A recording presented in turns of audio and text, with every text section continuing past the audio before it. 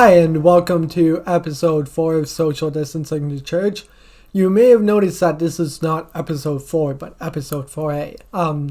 The reason for that is that I am moving towards making it a more modular podcast. So it's going to be episode 4, or part A is always going to be tech, and part B is always going to be theology.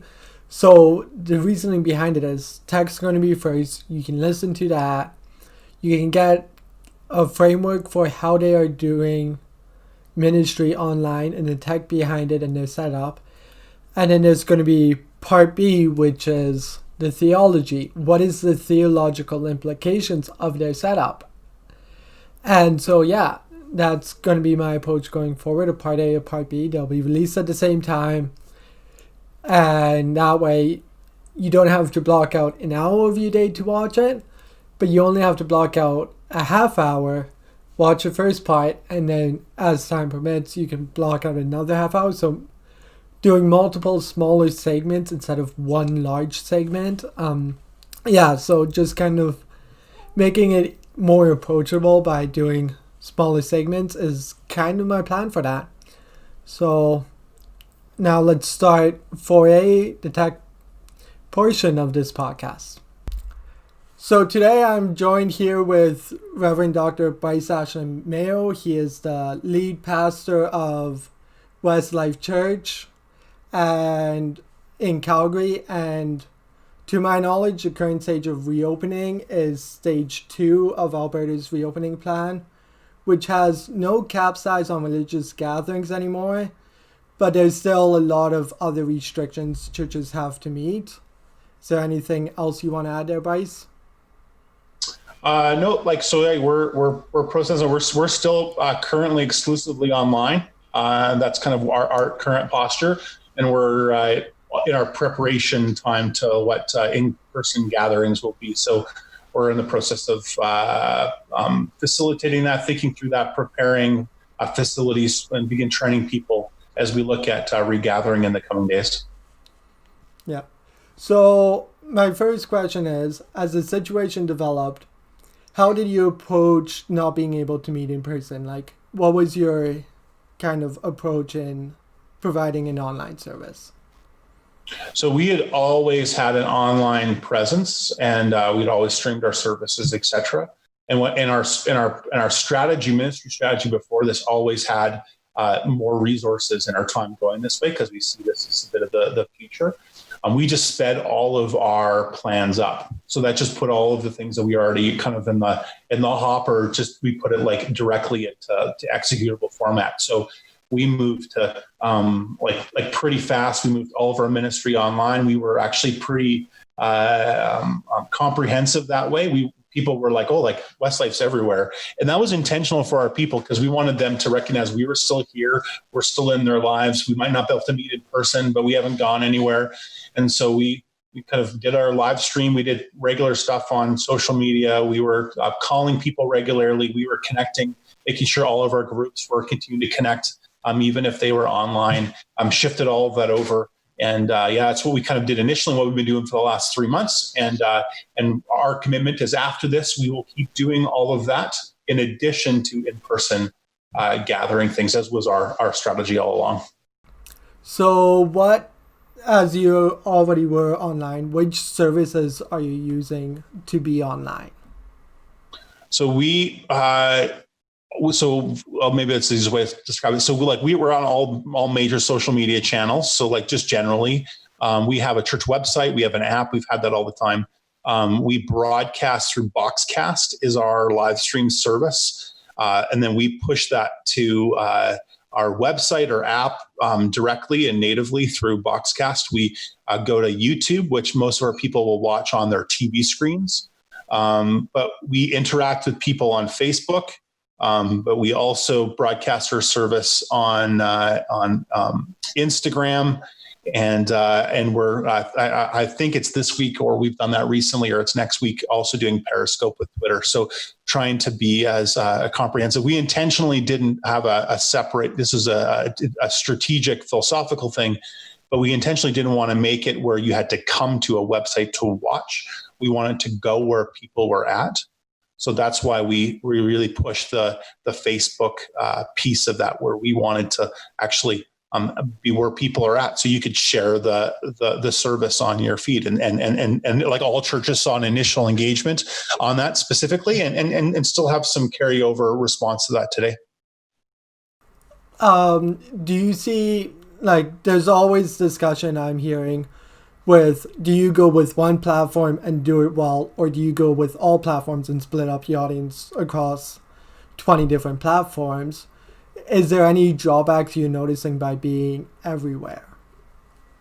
Well, I would say we kind of do both. So we only interact on one, and we tell people that. So if you want to interact, join us on Facebook. We have people who are assigned lay people, and our staff will do this. We'll gather. We have like online greeters that engage with people there. We ask specific questions, even in the service, to make it as participatory as possible on social media.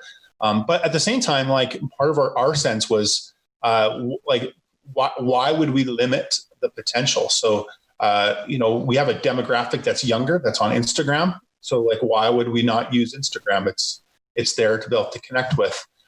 Some people, like for us, like, I'll interact on Facebook, but my set-top box for my cable, I can use YouTube. So to be able to watch the service on YouTube, it's easy to watch on my TV without having to do a screencast. So I think it's kind of both. We focus in on the interaction on Facebook, but because it's easier to kind of do that, but then have try to be as broad as possible with our social media connections and the online service.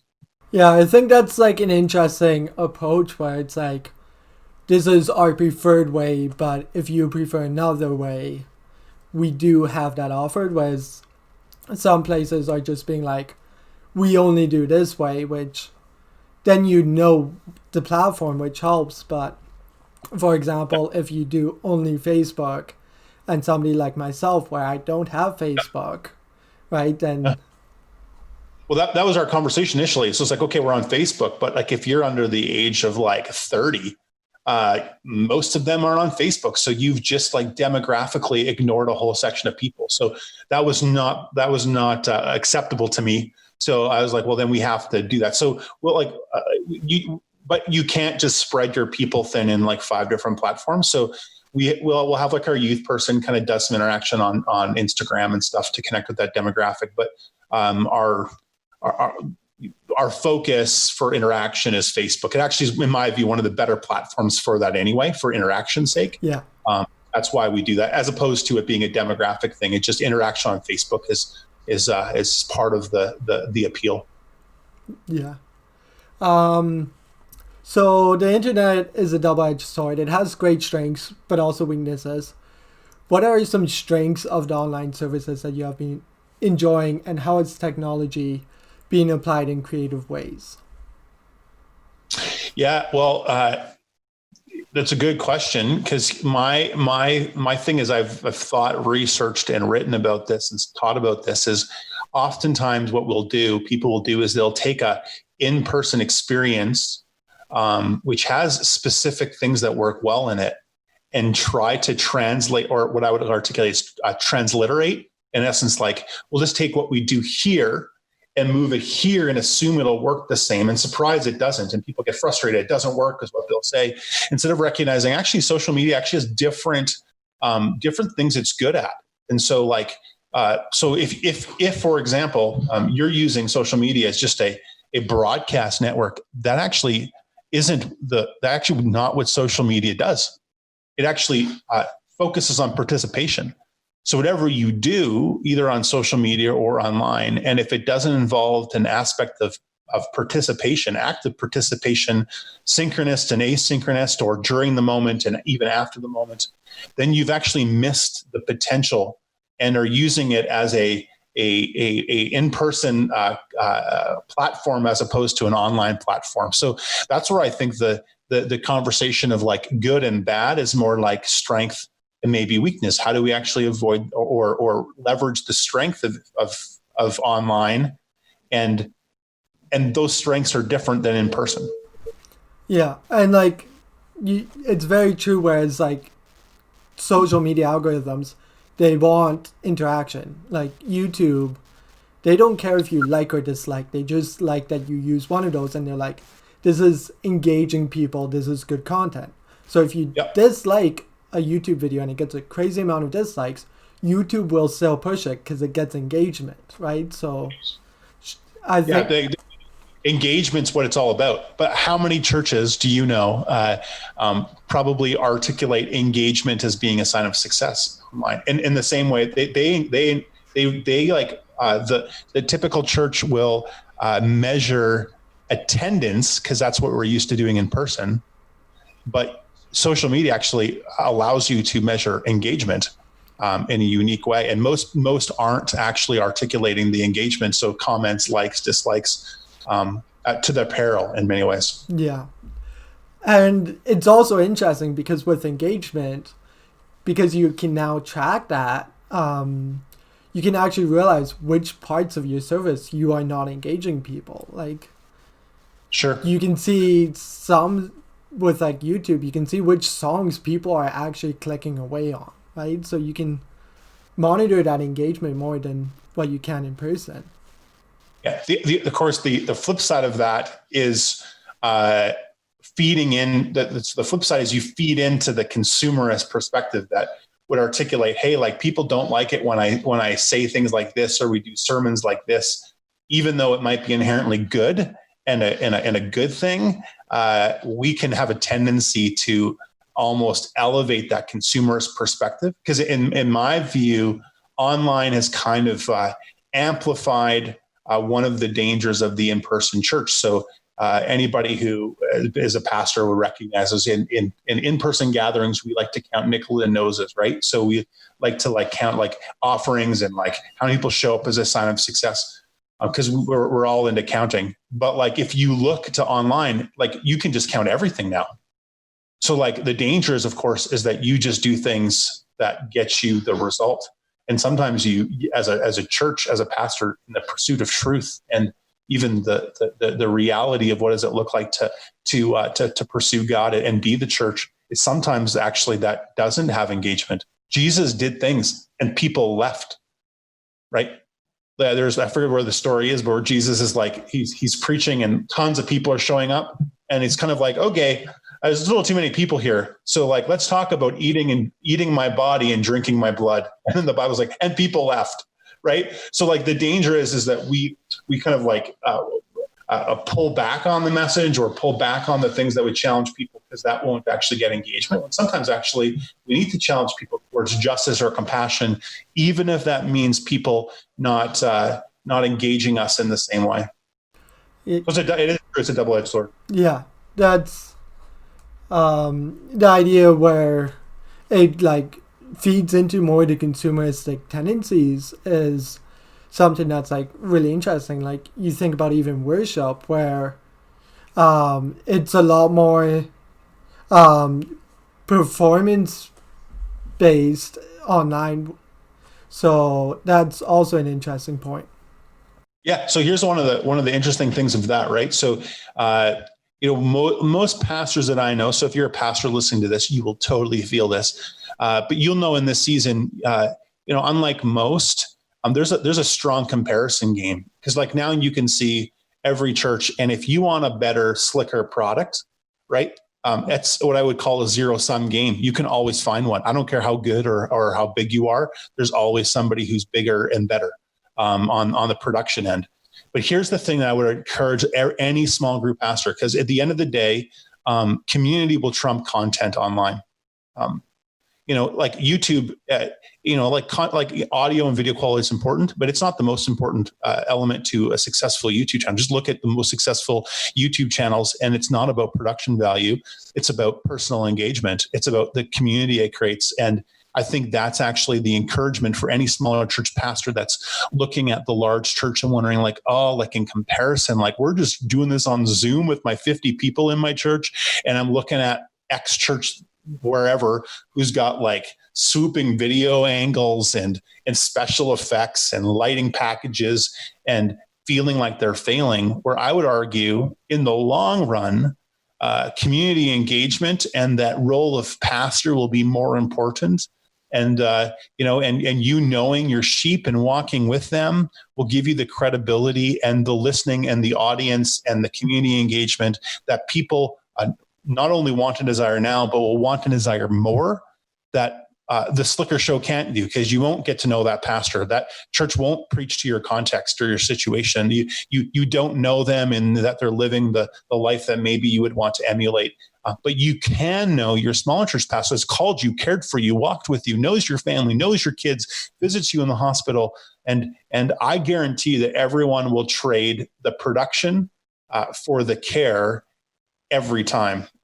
So if any small church pastor in the midst of a pandemic, would you be encouraged that your care for your congregation is more important than the content that you will provide, or the like production value of the content that you'll provide? Yeah, and that's very much true, because you think about it, like small churches, their congregation's still sticking with them. Like when I was at Ambrose, I helped Valley View Community Church, which was my church. They had to switch to online, and the first few services were rocky when they were online, but people kept on coming, right? They want that community that their local church has, instead of flipping to, say, like First Alliance Church, which, even though that's still in the same city, that's not their church, so they stuck with Valley View regardless of production quality as they ironed it out. So, well, and again, the one thing I would want to articulate is, much like a Westlife, we always pursue excellence. So, like, not to deny trying to do your best job you can, and trying to make sure your audio video quality is good and that you're engaged. I'm not demeaning any of that, and nor am I would in any way demean any large church or any large production value or any of those experiences. For people that are part of that church, that's their context. Those are their people. Those are their pastors. I'm just trying to articulate, I think, for lots of people, actually, like sometimes they're like smaller church dynamic, that this is actually a season, counterintuitively, that's more attuned to that. Because you can actually know your people in a much greater way, and people will respond to that. So sometimes we think in this season, like, I feel like I'm failing and I'm not able to do what other people are doing, when actually you're succeeding, and they're wishing they knew their people like yours as in your smaller church. So yeah, just an encouragement to all the small church pastors out there that are trying to pastor in a pandemic. Yeah. How have you kind of building off this community piece, because like a lot of churches, they're struggling now on how do you maintain a sense of community in an online format. So how have you tried to foster a sense of community online, and how effective has it been? So to do that, there's a couple of things I think that are helpful for everyone to consider. I think to build community, there's a couple of things that we take for granted in person that doesn't exist in the kind of the digital gathering. So I explain it this way. So like in person, you'll have small talk, right? Like you'll be in a group of people, you can have some small talk that actually builds. In person, we downplay small talk. People say like, oh, people just are all surface level in this church because they just talk about the weather and their jobs and their kids. They don't talk about the depths of their lives, because in person actually elevates small talk. We've taken for granted of kind of that gateway communication that then can like bridge the gap to deeper communication. And online, those small talk opportunities don't exist in the same way. And so we it's more attuned to the deeper conversations, but we don't get a sense of that gateway conversation to get there. So I think that the trick for online, specifically to build community, is to find space to have those conversations, space to ask about the day-to-day life, the things that we were ignored, that kind of annoyed us in person, are the things we need to accentuate online, because it's not natural there. So if you're meeting with your small group in Zoom, spend more time just talking about whatever, because that will lead you to what actually digital does, which makes you go deeper personally. That's actually more the nature of it. Or, one of the things we do at Westlife is we started this probably a month or two after the digital online transition, where we recognized we were doing a little bit of the clergy show. So we recognized all the lay people that were involved in what we did, all of a sudden didn't have roles. And part of it was a safety thing initially, and then part of it was just a logistic thing.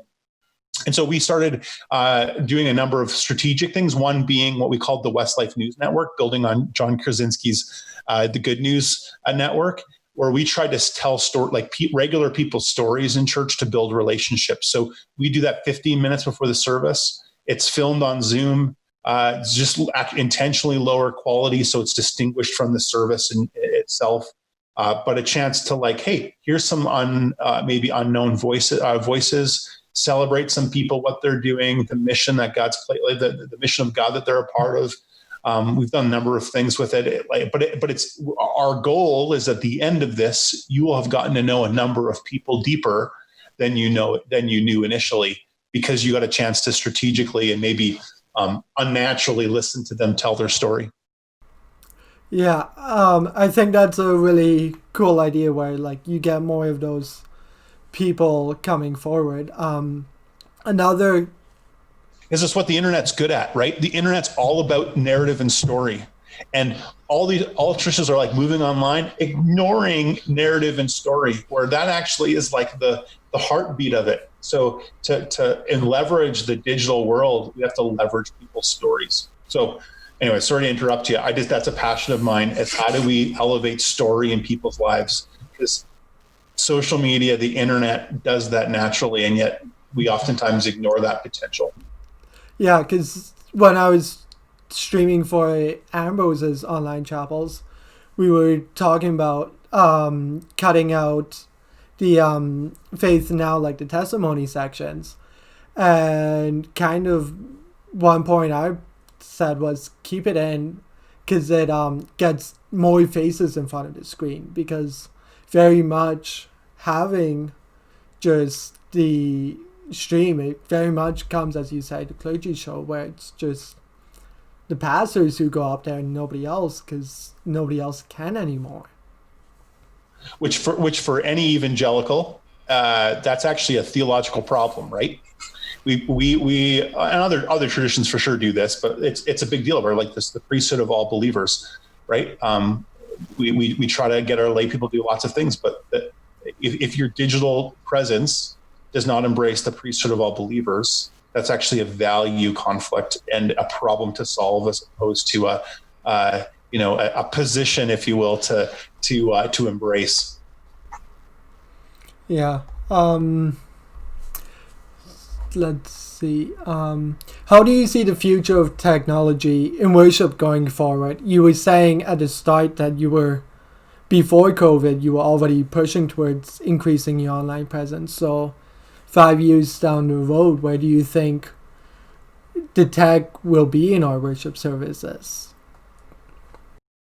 Oh, the church is always typically behind. That's its own conversation, but we were never actually quite as far behind as people think we are. So I think that technology will be more and more used on a regular basis in church, and the digital world. One of the things we've discovered here is all its advantages, and then sometimes its disadvantage, right?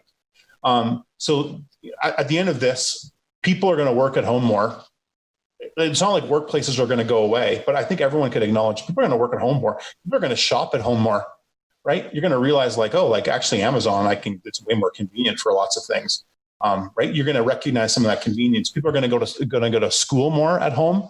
It'll recognize there's some benefit to the classroom, but maybe there's some stuff I'm doing that just saves all of the hassle of travel. So I think there's going to be, and so the thought that somehow worship or embracing church community or the things the church has done is somehow going to not embrace digital more is ignorant to what people will feel more comfortable with. So for sure there's Zoom fatigue, but we'll figure out that muscle. Technology will work around that. Where it is now will not be where it is a year or two from now. Lag time will decrease. All of those things will adjust. And so, I think the embrace of that, the possibility of that will actually only increase. Interestingly, one of the things that we've actually discovered anecdotally is that we had a prayer meeting that we used to do before. We'd maybe get a couple of people who would show up. We regularly have a significant group of people, and it's awesome Could you just like join in and pray for 45 minutes? I don't have to drive to the church. I don't have to drive home. I pop in and pop out. For something like that, it's been like amazing. I don't think actually we're going to go back to doing that in person. Other things we will go back to doing in person, but we've actually discovered the like possibility of some digital engagement and and for our people specifically at Westlife, we have most of them have other homes, other places, travel lots. At least not like they used to. They probably will eventually when things go back to normal.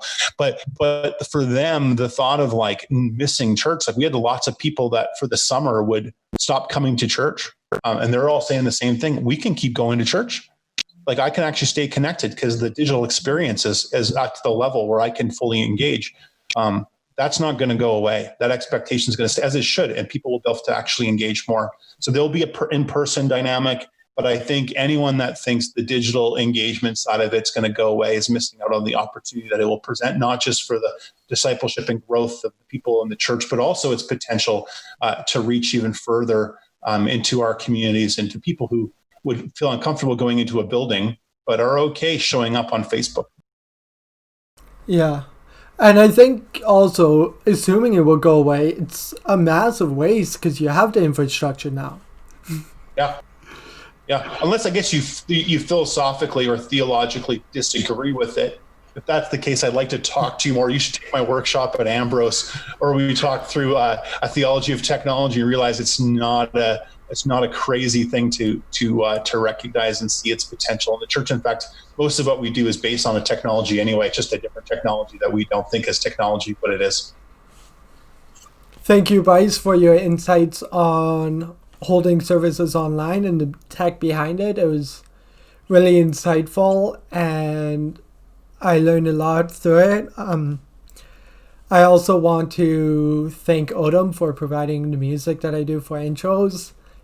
And yeah, if you want to hear more of what Bryce has to say, then there's episode 4B still. It's where he talks more about the theology behind it and just a more discussion on the theology, which is an equally fascinating conversation. So please watch that. The link will be in the description.